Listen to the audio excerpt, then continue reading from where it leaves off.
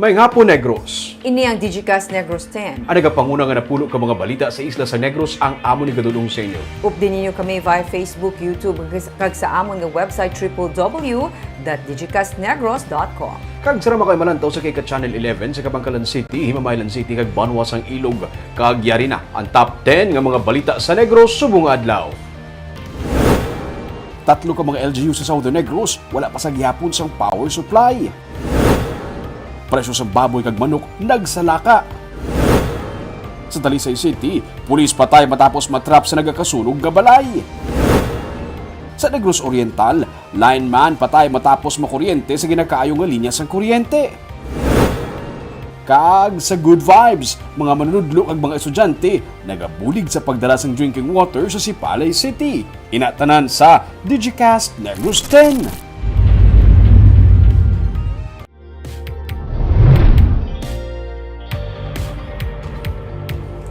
Sa number 10, mga konsumidor ginapaandaman batok sa mga nagapakuno-kuno nga lineman nga magakaayos ng kuryente kag nagapanukot. May report si Nico Delfin. May mga area pa nga sakop sang Central Negros Electric Cooperative o Seneco nga tubtub karon wala pa mabalik ang supply sang kuryente makaligad sang halit ginatugas ang bagyo Odette. Suno kay Malu Paroko, pamuno sang Cooperative Promotion Section, 100% na nga na-restore ang power ilabi na diri sa Bacolod pero may mga lugar pa nga wala basugaan samtang nagapadayon ang clearing kag assessment sang ila alignment team para mabalik ang supply sang kuryente. Nagapasalig ang Seneco nga matinguhaan nga ma-fully restore ang supply sang kuryente antes mag New Year. So, sa dupay na gid ka pasensya at ma-fully restore nato ng aton power. Kag please, wala gid ang Seneco nagapanukot sang ilang serbisyo. Wala kita nag-require nga mabayad ang mga consumers para nang masugaan sila.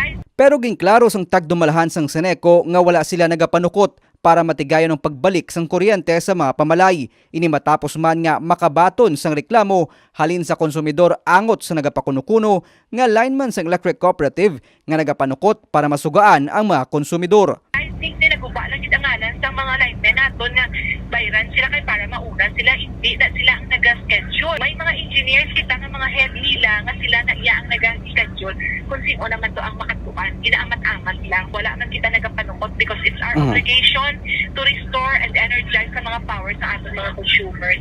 Kasubong man sining pandam sang Negros Occidental Electric Cooperative o Seco, pangabay nila sa publiko nga usisaon ang mga nagapakilala nga lineman kung may ID, naka-uniform, kag may mga equipment. Nico Delfin para sa Digicast Negros.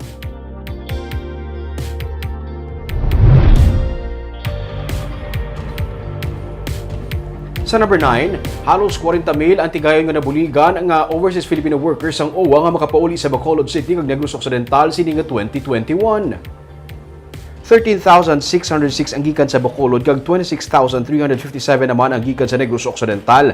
As of December 15, ang tigayon nila nahatagan sa repatriation assistance. Sunod sa kay Riza Moldes, OIC Regional Director sang OWA, ang mga nagpinauli nga OFW ang ayhan nagpauli para magbakasyon, distressed o kung displaced o kung nagtapos na ang ilang nga kontrata. Ginasaulog karon ang International Migrants Day kung sa diin ginpasalig sa gobyerno ang padayon nga suporta para sa mga OFW.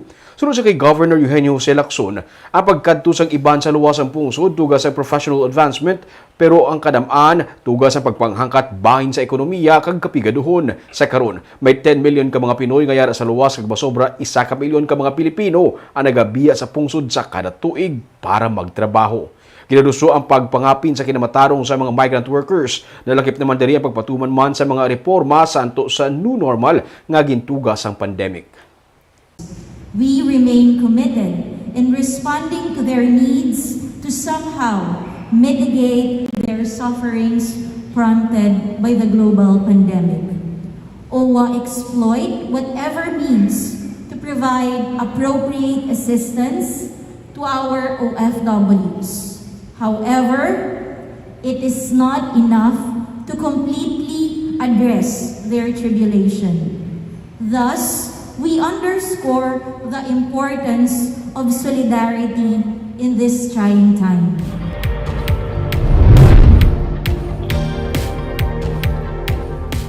Sa number 8, 15 milyones pesos nga balor sang ayuda ginapaabot nga mapanagtag sa mga nagub-an sang balay bangod sang Bagyo Odette sa Bacolod City. Masako karon nga ginahanda sa Department of Social Services and Development sa Bacolod ang mga dokumento para sa ginapaabot nga financial assistance sa mga nagub-an sa puluyan tugas ang Bagyo Odette. Sa records ng DSSD, may 746 ka mga puluyan ang totally destroyed kag masobra sa 8,000 ang partially damaged. Suno kay Pasita Tero, ginatinguhaan nila nga matapos ang tanan nga requirement agud bisan paano mauna nga mapanagtag ang tag 10,000 pesos nga ayuda para sa mga nawad-an sang balay. Tag 5,000 pesos kag 2,000 pesos naman para sa mga partially kag slightly damaged nga mga balay. May 15 milyones pesos ang ginpain nga pondo sang syudad nga magagikan sa Calamity Fund agud nga ibulig sa mga nahalitan sang bagyo. Ang Bacolod ang napaidalom sa state of calamity. Samtang nag-emergency purchase naman ang Negros Occidental sang 50 milyones pesos nga balor sang construction materials para sa mga nagub-an sang balay. Ginahulat naman ang 5,000 pesos nga assistance gikan sa National Housing Authority para sa mga may partially damaged nga puluyan. 746 mo nasubukan na kinauna ko process. Kay basik lang po magkulang kami sa assistance namon kay ang available lang to sang DRRM 15 million mo. Sa number 7,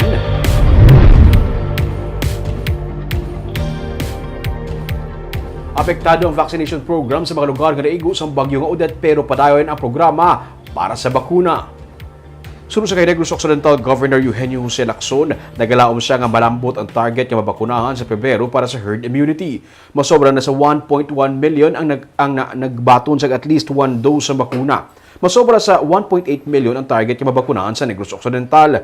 Masobra naman sa 400,000 ang nagahulat sa ilang second dose. Samtang nambutikan man ang pagsaka sa kadamuon sa COVID cases sa National Capital Region. Sa tunga sa selebrasyon karon kag sa Omicron threat, parayon nga nagpanawagan ng gobernador sa tanan nga maghalong. Ilabi na nga ang nagakatabo sa NCR, nagakatabo man sa mga probinsya. I was reading an article that in NCR, the positivity rate has gone up to 3% already. I think from 0.9 to 3%. Of course, you know naman that whatever happens in Metro Manila also happens in the provinces. No? So let's just continue to protect ourselves. The good news is, I think there is already a medicine on the second trial. And WHO has already said that pandemic may end this year. So that's a positive news. But COVID-19 will remain for life, no? But there will be a medicine.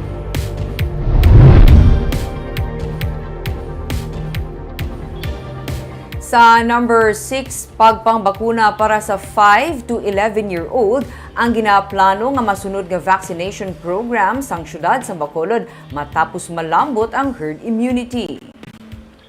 Nalapawan na sang Bacolod ang pagbakuna sa COVID-19 vaccine sa masobra 400 nga target population para malabot ang herd immunity. Gani ang ginalauman ni Councilor Cindy Rojas nga pamuno sang Committee on Health nga idason ang pagpangbakuna para sa mga 5 to 11 years old agud man mapangapinan sila batok sa virus. Ang Food and Drug Administration ang naghatag sa nga Emergency Use Authority para masugdan ang pagpangbakuna sa mga 5 to 11 years old. Ginapaabot sang syudad nga ang pagpangbakuna ang makahatag giya para sa natalana nga pagbalik sang limited face-to-face classes sa masunod nga tuig. With the upcoming inoculation for ages 11 and below, no, this is one way na basic pwede na kita makabalik sa face-to-face classes sa this coming school year, no. If not magin nga face-to-face classes, full face-to-face classes, maybe we can transition to blended learning, anay.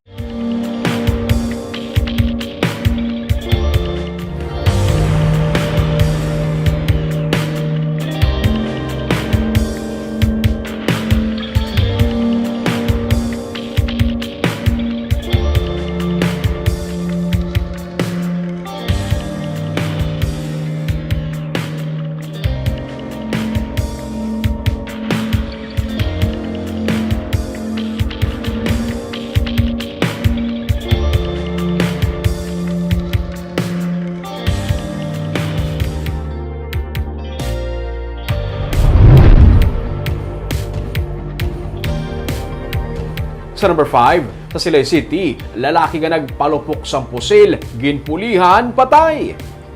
Nasapuan na lang nga patay kahapon sa kaagahon ang 51 anyos nga si Edwin Rebutada sa kilid sang dalan sa Barangay Balaring sa syudad sang Silay. Ang biktima ang nag-agom sa nagkalilain nga sa mud sa lawas, tugas ang paglampos sang matig nga bagay. Sa investigasyon sa PNP, si Rebutada ang ginpulihan matapos ini magpalupok sa iya nga armas sa among lugar. Pila ka mga persona ang nagpuli sa iya suno sa pulis, tubtob nga matumba kag malampos ang iya nga ulo sa semento. Parayon pa investigasyon sa karon sa PNP.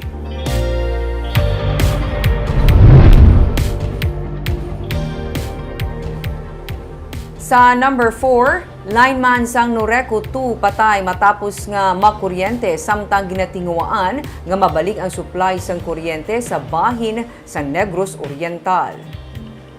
Napatay sa adlaw mismo sang Pasko ang empleyado sang Negros Oriental 2 Electric Cooperative o Noreco 2 matapos makuryente samtang ginakaayo ang electric lines agud mabalik ang kuryente sa Barangay Tugas, Tanay City nga naapektuhan sang paglaslas sang Bagyo Odette.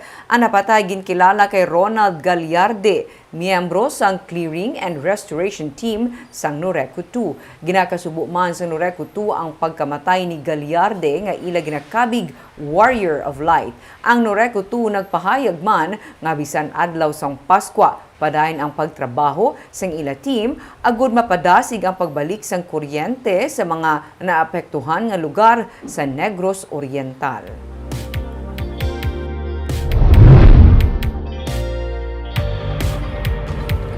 Sa number 3, sa Talisay City, sa kapulis ang patay matapos matrap sa nagakasunog nilang balay sa Christmas Day. Sa compound mismo sa Silay City Police Station nahayak sa karon si Police Corporal Jobert Diasanta nga napatay sa matrap ini sa nagakasunog nilang balay sang iya nga ginikanan sa Barangay San Fernando sa syudad sa Talisay sa adlaw sang Pasko. Sa Silay PNP na assign si Diasanta kag ginakasubo sang iya kaupdanan ng iya nga pagtaliwan. Sunod sa kay Major Jigger Jimeno, hepe sang Talisay PNP, si Diasanta ang gikan man mismo sa Silay sang gikan mismo sa Silay PNP sang magpadulong ini sa balay sang iya ginikanan sa Talisay City. Nagakatulog lang sa kwarto si Diasanta sa matabo ang sunog las 5:30 sang kaagahon sang December 25. Gintingmuan pa sunod sa kay Jimeno sang iya nga utod nga salbaron si Diasanta o galing napaslawan ini bangod sa dako na ang kalayo. Ginpahayag man ni Jimeno nga base sa report sa BFP, posible na pabayaan niya kanila ang gintunaan sang sunog. Wala pa man mabalik ang supply sa kuryente sa among lugar sang among tion suno sa kay Jimeno.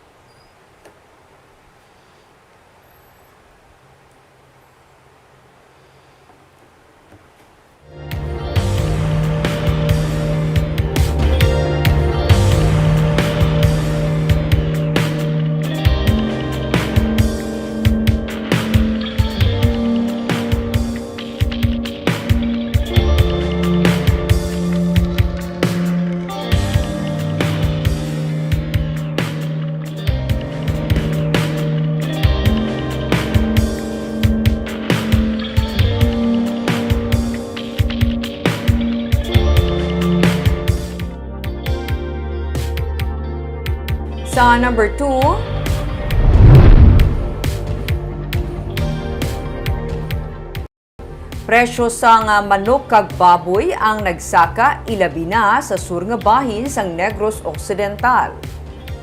Masobra sa 12 pesos ang ginmahal sa kada kilo sa manok nga broiler. Inistandig sa Poultry and Livestock Weekly Monitoring sa Provincial Veterinary Office. Isa ka semana matapos magluntad ang Bagyo Odette. Ang average nga kilo sa broiler nga manok sa December 27 nga monitoring, 181.88 pesos. Masobra sa 12 pesos ang ginmahal kung ipaanggid sa 169.10 sadto nga average price per kilo. Ang kaban-kalana may pinakamataas nga presyo, 240 pesos kada kilo. Nagmahal man ang baboy sa masobra 8 pesos ang kilo, 231.76 ang average price per kilo subong. Ang kawayan ang may pinakamahal, 260 pesos kada kilo. Sunod kay Provincial Veterinarian Dr. Renata Dicena, bangod sang holidays, kakulang sang supply sa dressed chicken, kasubong man ang epekto sang Bagyo Odette, ang kung mga nag-apekto sa pagsaka sa presyo. 1.3 million ang nagkalamatay nga manok sa Bagyo Odette Dugang pa diri nga may problema sa storage facility bangod man sang problema sa power supply sa sur. Suno kay Negros Occidental Governor Eugenio Jose Lacson, magasapon sini nga hapon ang Price Control Council.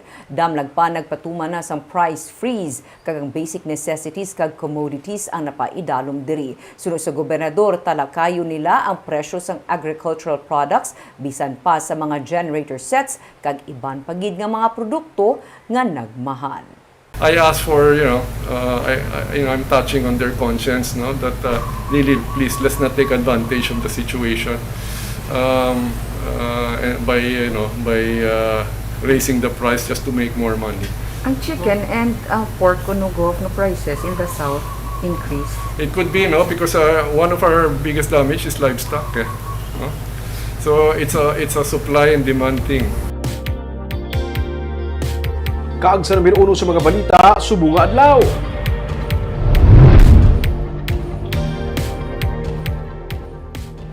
May tatlo pa ka mga LGU sa Southern Negros nga wala pa sang supply sa kuryente, ang iba naman partially energized na. Nagalaw ang Nuseco nga mas mapadasig sa karon ang ilang pagtrabaho bangod sa buligikan sa mga kooperatiba kag mismo mga LGU. Yaring report. Wala pa gid sa supply sa kuryente sa hinubaan si Palay kag Moses Padilla, pero ang iban nga mga local government unit sa idalom sa Negros Occidental Electric Cooperative ang partially energized na. Sunod sa kay Jocelyn Garcia, ang Communications and Customer Service Manager sa Nuseco, gina-prioritize anay nila ang mga munisipyo, ospital kag merkado, sang tagsa kay LGU kung ang mga lugar nga madamo sang tawo kung kinahanglan nga masugaan na una. Ilan ang pangabay ang mga LGU nga kung mahimo, sila na lang magpangutod sa mga kahoy nga nagsalawid sa mga kable sang kuryente. Nagsilat kami actually sa LGU nga para na ma-expedite bala ang mag-restore sang power. Ang mga kahoy bala nga nagasablay sa mga alambre kag sa mga poste nga nagkalatumba, pwede lang nila i-clearing kay para nga si lineman namon, ang crew namon, pag abot sa lugar, hindi na sila mang-clearing. May mga electric cooperatives gagikan sa Isla Sampanay nga ari sa Negros nga nagabulig na sa pag-energize ng Southern Negros kag may mga manug-abot pa. Ang kada LGU naghimo naman sa tikang sa subong para mabuligan ang Nuseco pareho sa pagpahulam sa mga salakyan kag equipment para mapadasig ang clearing operation. Ang mismo nga meter readers kag engineers sa Nuseco nagabulig na pati sa clearing operation sa field. Gani ginapaabot nila nga mapadasig pagid ang pagbalik sa power supply. Kaginas ang aga, ang City of Sipalay, actually nagpadala sila sang duha ka salakyan nga magkuha sa materials through sa kay Mayor Lazares Abe. Sa Kawayan, si Mayor Tabuhara, mapahulaman tong sang ilang month lift kag may isa pa din sila kadako nga salakyan man nga ipahulam. Si Mayor sa Himamaylan, din mobilize itong kanan ng mga barangay council, barangay captains na mabulig. Hindi pa sila makahatag sang eksakto nga time frame nga ilatigayon nga ma-energize ang bilog sa Southern Negros. Pero sa nagakatabo sa subong, makita nila nga nagadasig ang obrahanay sa field. Sunod sa kay Governor Eugenio Jose Lacson, may 200 tanan ka mga main nga poste sa sur nga nagkalatumba bangod sa bagyo nga Odette. Norte naman, mga nabukid na lamang ang mga barangay sa San Carlos kag Calatrava ang parayon nga wala sang kuryente. Ginalantaw sa Nuneco nga sa sulod sang isa ka semana, tigayon na nga mabalik ang power supply sa among mga lugar amuman sa Sineco.